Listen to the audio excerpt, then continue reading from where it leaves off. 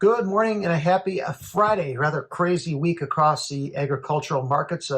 Got some mixed trade here overnight as markets just continue to digest President Trump's call for China to up their purchase of U.S. soybeans, despite Chinese government storage being rather full and FOB offers from Brazil coming in about $1 below U.S. offers at the Gulf. Speculative traders have just continued to pour into the back end of the long side of the market.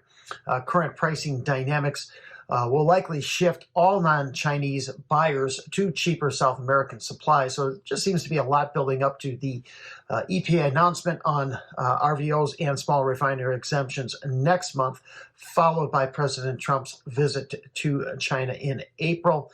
Right now, next Tuesday's USDA WASDE updates trade really expects very little change in corn, soybean, or wheat ending stocks.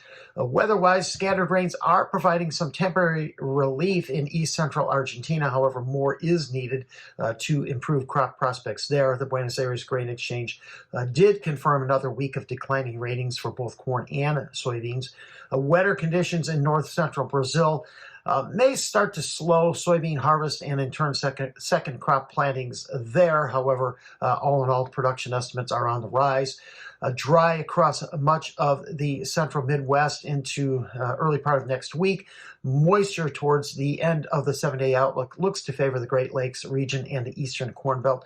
A little precipitation expected for the U.S. Plain states. Gradual warming is underway across the central Midwest with above normal temperatures now looking to stretch out over the next 2 weeks. Spot crude right now, that's down about 25 cents a barrel. U.S. dollar near unchanged and looking for a nice level of recovery so far in the U.S. equity markets. March corn currently down $0.015 at 433.5. While it is holding within yesterday's range, the Buenos Aires Grain Exchange report crop ratings slipped 1% to 44% good to excellent, while also lowering their production forecast 1 million metric tons to 57, and that's still well above the USDA's 53. I see no change in corn ending stocks, holding unchanged this month as Argentine FOB offers are becoming more aggressive, starting to cut into U.S. Export demand. All in all, spot prices do remain stuck between $4.15 and $4.40.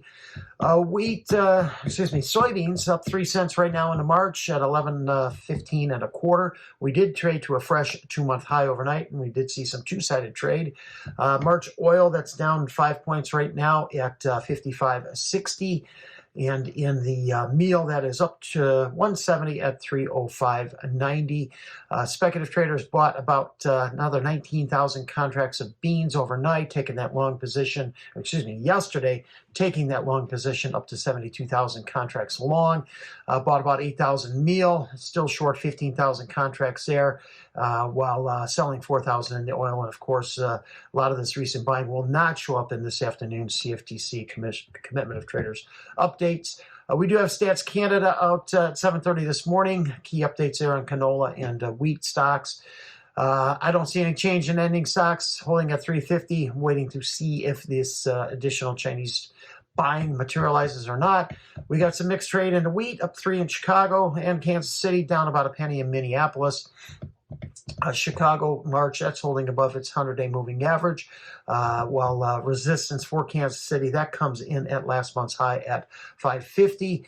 Dry in the southern plains, however, the 6 to 10 and 8 to 14 day have been showing above normal precipitation for about a week now. U.S. Drought Monitor showed a 2% increase to 43% of the winter wheat acres in drought. Thanks for listening, everyone. I hope you have a fantastic Friday and a fantastic weekend.